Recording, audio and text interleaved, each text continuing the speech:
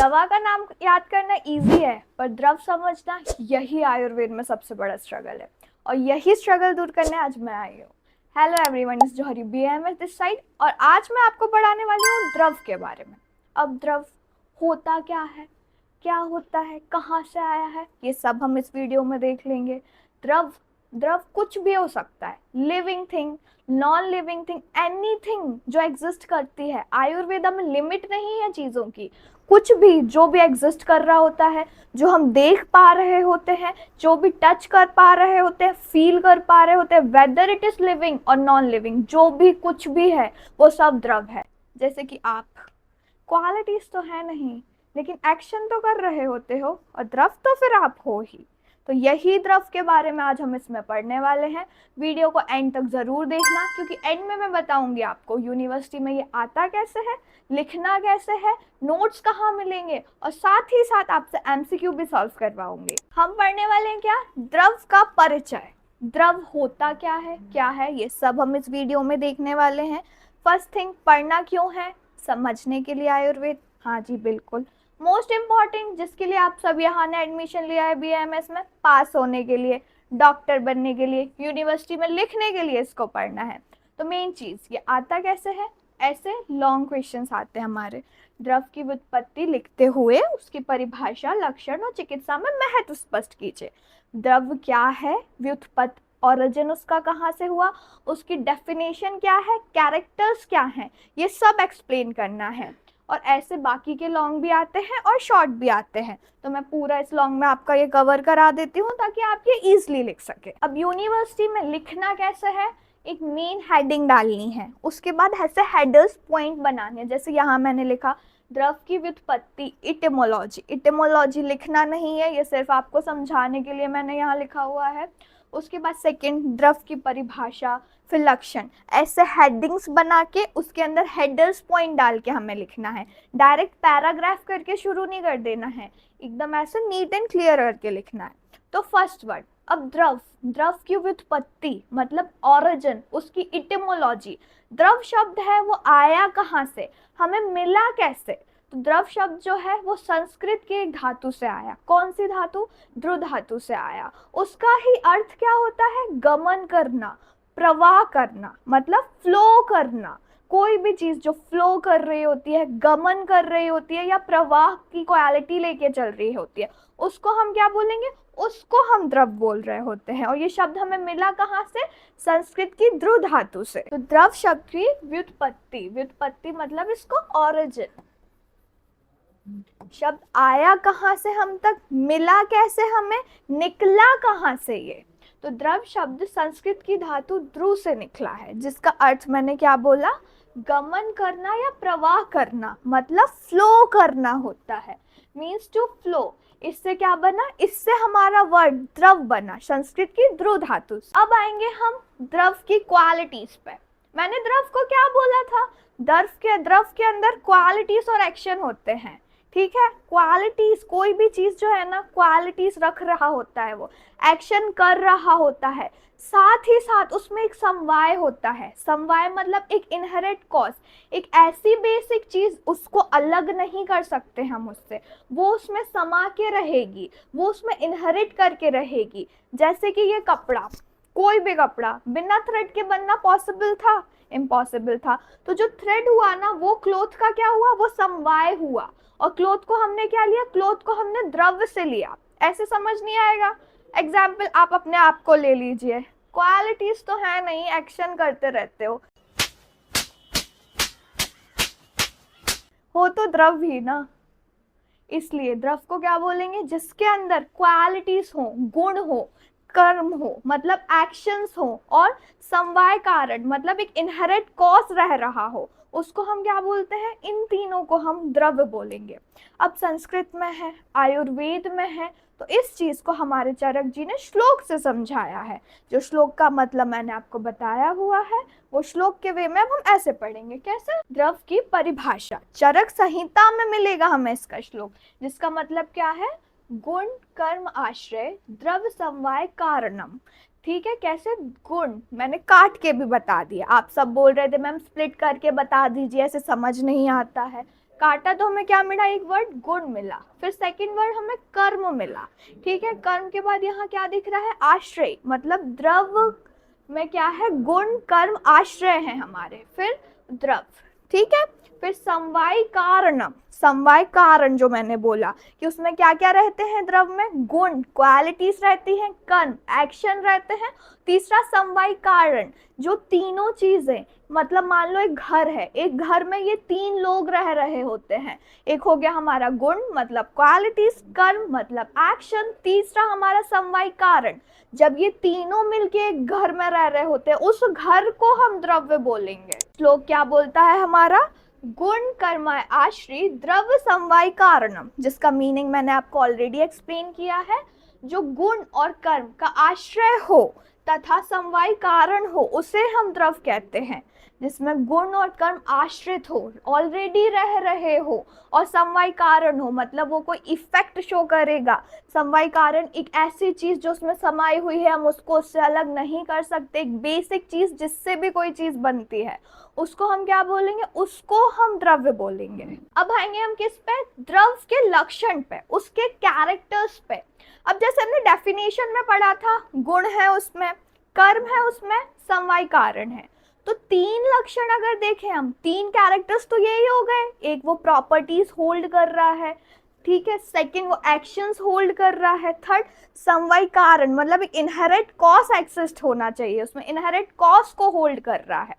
तो तीन लक्षण तो हमारे डेफिनेशन से ही आ गए, ये तीनों जो लक्षण थे डेफिनेशन के, ये तीनों उसके सेपरेट लक्षण भी बन गए। उसके बाद अब कोई चीज है, एग्जिस्ट कर रही है या सिर्फ हमारी मिथ में है, किसी ने बोल दिया आपसे, अफवाह मान लेते हैं, नहीं, कोई भी अफवाह को मान के उसको द्रव में कंसिडर नहीं कर देना है, उसको हमें देखना है कि रियलिटी में वो एग्जिस्ट कर रही है, तभी हम उसको द्रव लेंगे। तो एक चौथा पॉइंट क्या हो जाएगा इसके कैरेक्टर का, एग्जिस्ट कर रही है वो, एक्सिस्टेंस है कि नहीं, अस्तित्व है कि नहीं उसका। तो क्या देखा हमने, एक गुण हो गया, एक कर्म हो गया, एक समवाय कारण हो गया, एक उसका एक्सिस्टेंस हो गया कि वो रियलिटी में है कि नहीं है। फिर एक और पे हम क्या आ जाएंगे, कार्य कारण संबंध, मतलब किस रिलेशनशिप से वो वर्क कर रही है, इफेक्ट आफ्टर इफेक्ट। ऐसे समझो मेडिसिन है, मेडिसिन तुम लेते हो, अंदर जाती है, फिर बॉडी में इफेक्ट दिखा रही होती है ना, कि सिर्फ पैरासिटामोल मैंने छू ली, कल बुखार था और मैं ठीक हो गई, ऐसा तो होता नहीं है ना।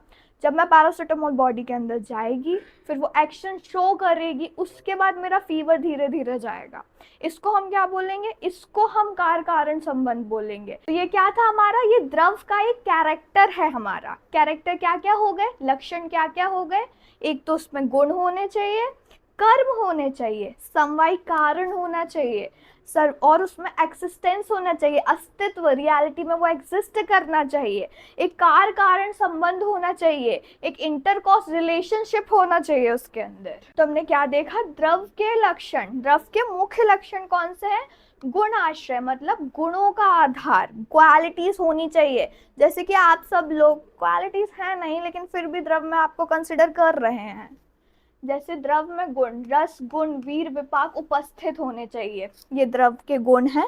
ये गुण हम आगे पढ़ने वाले हैं, मत टेंशन लेना कि रस वीर विपाक मैम क्या हो गए, ये स्पेसिफिक मैं आपको आगे पूरा एक्सप्लेन करूंगी, अभी जो डे टू डे एग्जाम्पल दे रही हूँ उससे आप समझते जाइए।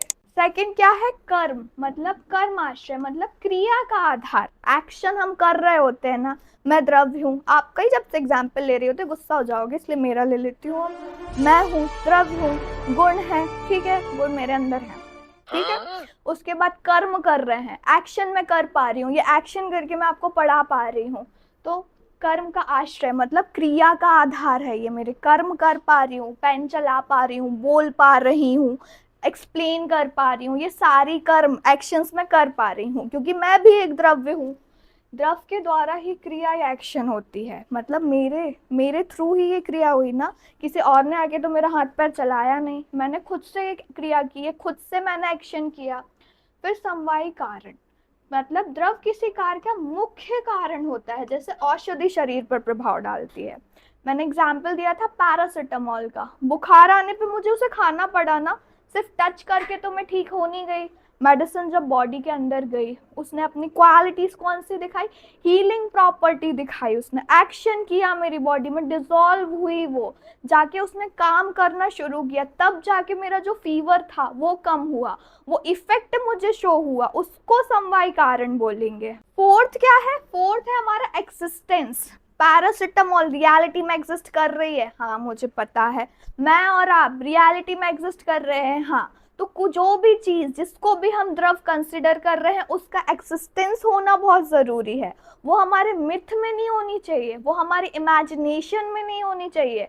आयुर्वेदा में मैंने बोला था लिमिट नहीं है, इसका ये मतलब नहीं कि एकदम ड्रीमी लैंड में चले जाओ कि यूनिकॉर्न एग्जिस्ट कर रहा है, मैम वो भी तो द्रव हुआ, वहां तक नहीं जाना है, सिर्फ घोड़े को देख लो, घोड़ा एग्जिस्ट करता है, वो भी एक द्रव हुआ। तो मतलब द्रव का वास्तविक अस्तित्व होता है, ये केवल कल्पना नहीं है, इसका एग्जिस्ट करना रियलिटी है, ये एक इमेजिनेशन या ड्रीमी वर्ल्ड या फेयरी लैंड नहीं है। फिर कार कारण संबंध, जो मैंने पैरासिटामोल का आपको एग्जाम्पल दिया था, द्रव कारण बनकर कार्य उत्पन्न करता है।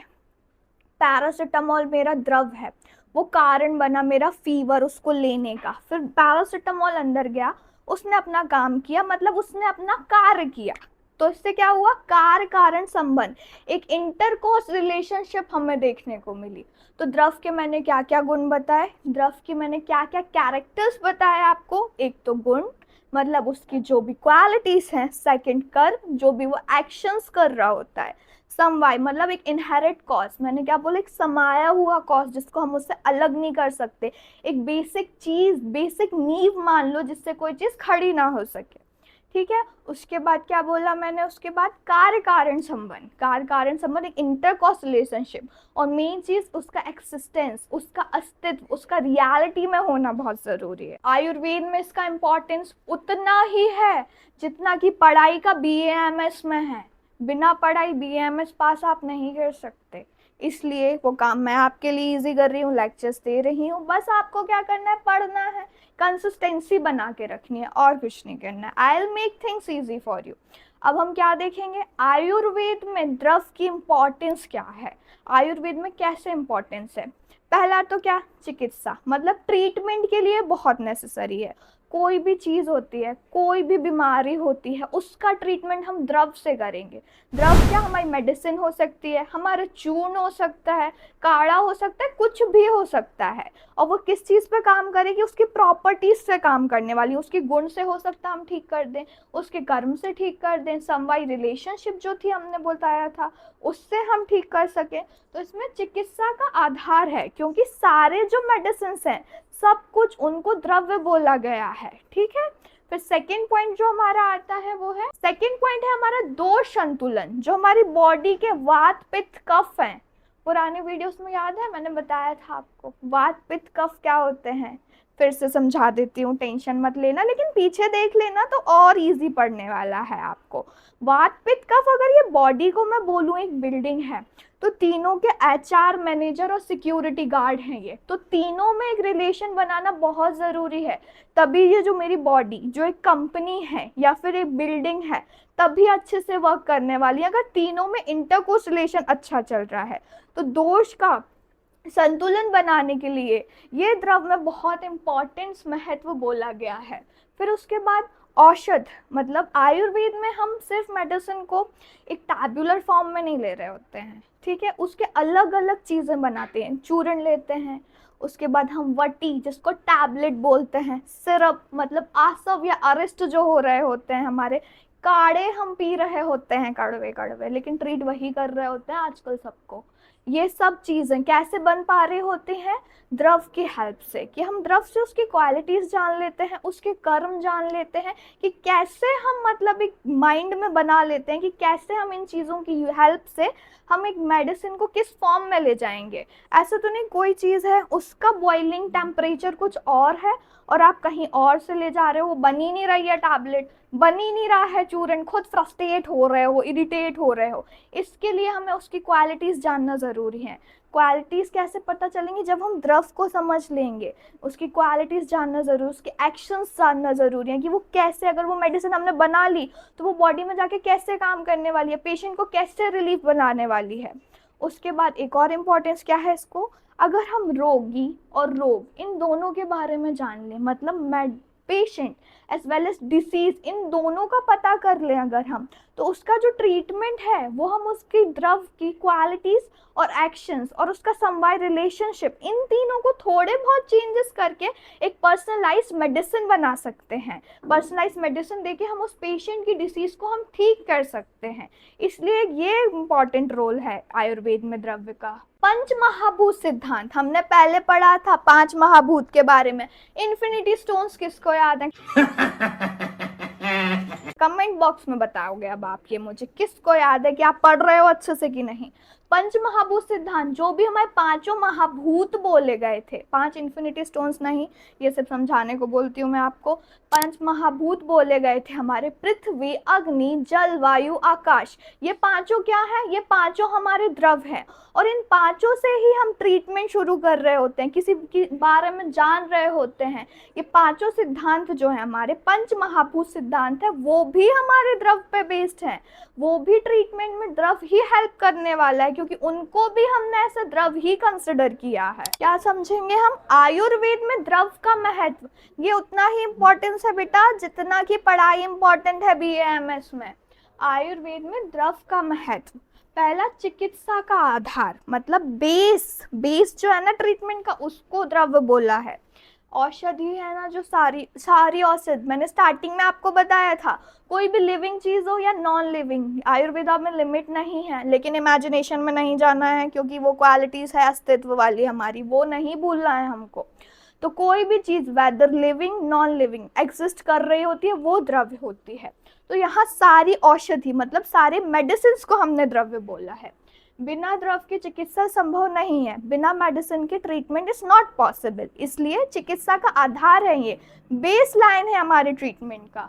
फिर सेकंड, दोष संतुलन।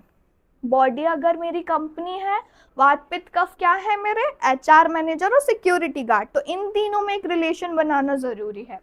द्रव्य द्वारा वात पित्त कफ का समन या वृद्धि, समन मतलब नीचे नहीं होने देना है, वृद्धि मतलब इनको बढ़ने नहीं देना, इनको एक बैलेंस फॉर्म में रखना है। ऐसा नहीं कि वात पित्त बढ़ते जा रहे हैं, कफ नीचे हो रहा है, या बाकी का ये बढ़ रहा है और ये नीचे हो रहा है, ऐसा कुछ भी ग्राफ ऊपर नीचे लेके नहीं चलना है, हमें एक बैलेंस बना के चलना है।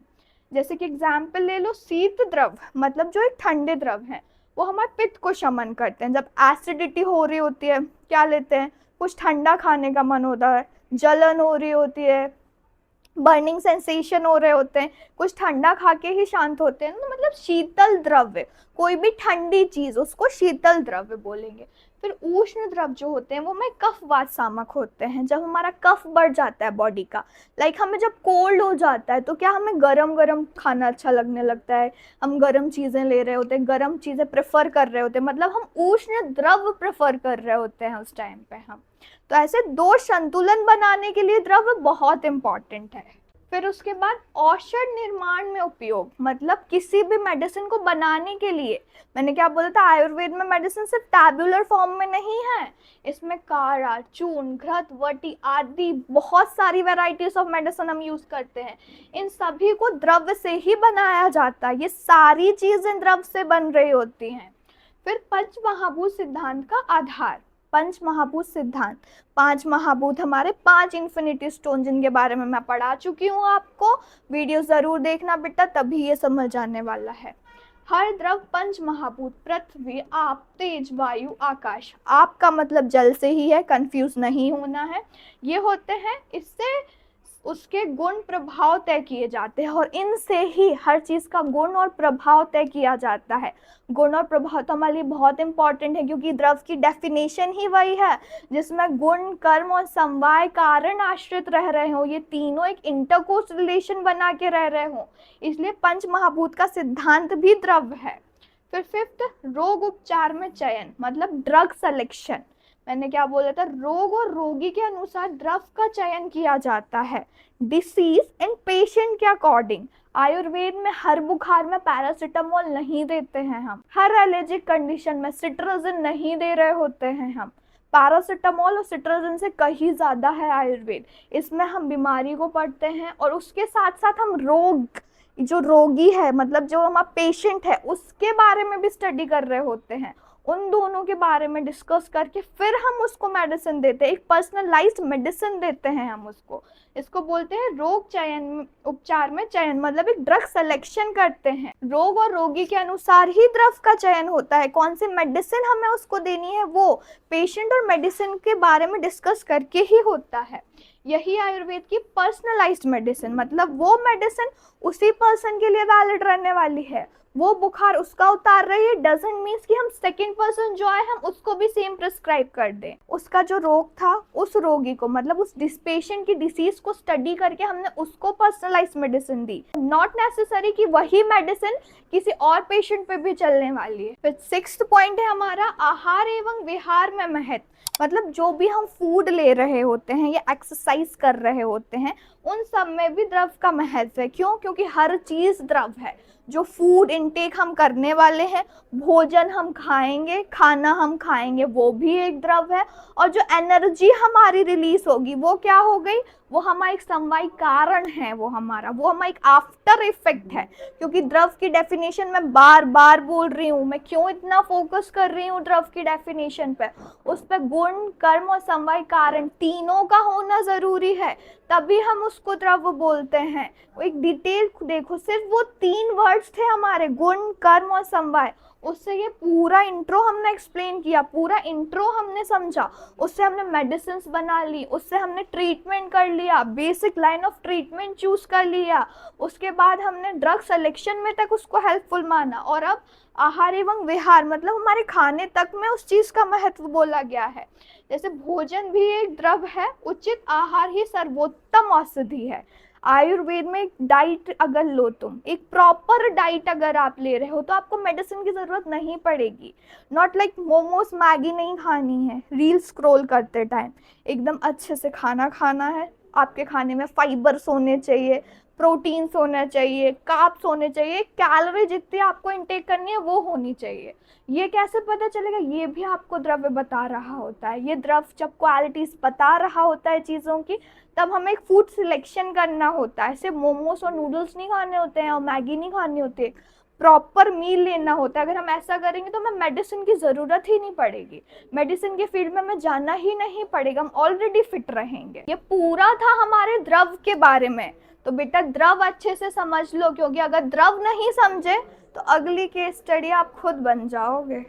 मुझे कैसे भी करके निकाल मेरे भाई, मैं फंस गया हूँ यहाँ।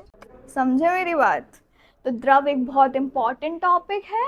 अब द्रव तो मैंने पूरा एक्सप्लेन कर दिया, अब आपको कितना समझ आया, क्या क्या समझ आया, ये मुझे कैसे पता चलेगा? उसके लिए हम एक एमसीक्यू सॉल्व कर लेते हैं, वो आपको यूनिवर्सिटी में हेल्प करने वाला है और साथ ही साथ आपकी पीजी की भी प्रैक्टिस कराने वाला है, ठीक है? शरक के अनुसार द्रव की परिभाषा क्या है?